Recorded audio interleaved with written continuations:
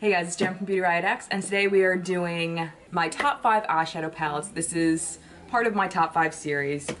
So we are just gonna hop right into it with the smallest of the palettes. This is the Viseart 01 Neutral Matte Palette.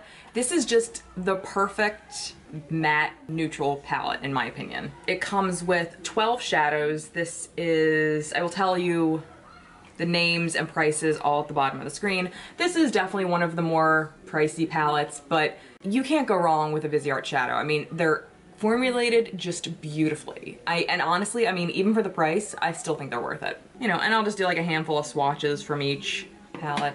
Oh, they're just gorgeous, and they really do blend out just seamlessly.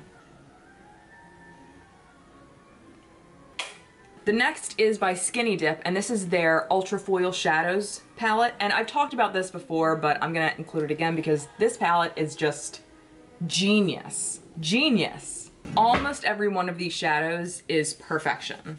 And I say almost because the one I just can't get behind, because it just, out of all of them, it just is formulated strangely. It's different from the rest, is the pink one, Bikini. It's kind of chunky, to be completely honest. But aside from that, I mean, these are just all, I mean, they're just beautiful. They're amazing toppers. They're beautiful by themselves. I mean, they're pure metallic magic. I just can't even get over these. I mean, look, they're crazy. They're crazy. And I've never actually come across a metallic palette that intrigued me to buy it, like that was all metallic like these. Like, they're just, you can't say anything bad about these. Even the price is like awesome.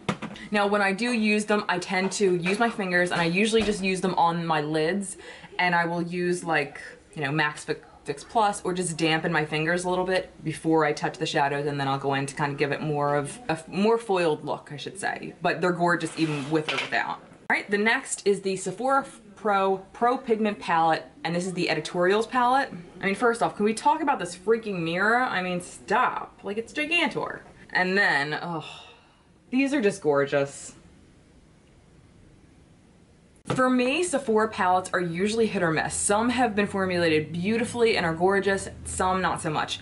This line, I have this one and I have the Warms palette. They're formulated like to a T. Like Sephora went above and beyond with this palette. Again, I'll just do a quick swatch of a few. So here are a few of the mattes. Super gorgeous.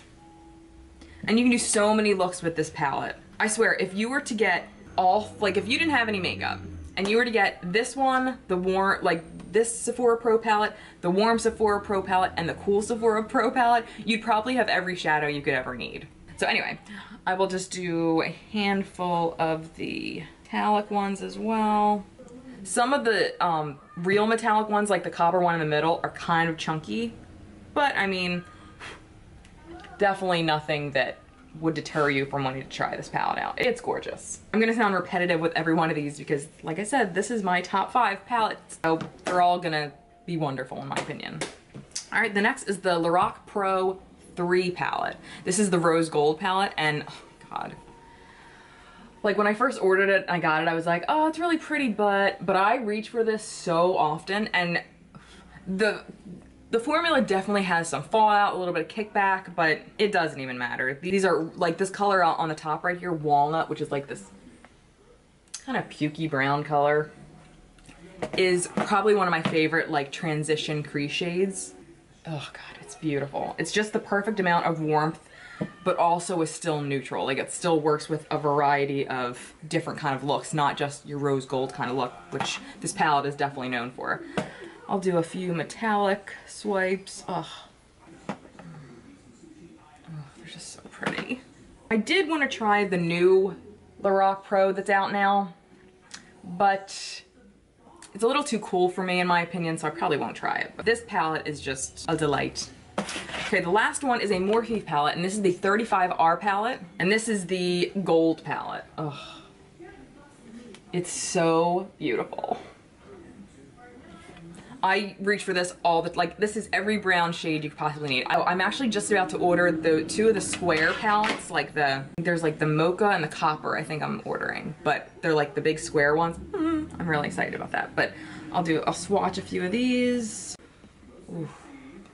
Morphe just has it right too. I mean, they are just on top of their shadow game. Look at those two friggin' top ones. Like that yellow gold one, second one down, is crazy. I'll swatch two of the lighter ones too, because they're also pretty magic. I'll do 3, why the hell not? Oh, like stop. Like, oh. Again, if you haven't tried a Morphe palette, you're missing out. They're very affordable, and I've only come across maybe 2, and I have about 10 of their palettes. I maybe have 2 of them that I don't reach for too often, just because I just found that the colors just aren't to my taste. Really, Morphe palettes are a total win in my book. Alright, so that was it for my quick top 5 favorite eyeshadow palettes. You know, if you want to check some of these out, I will guarantee you won't be sorry.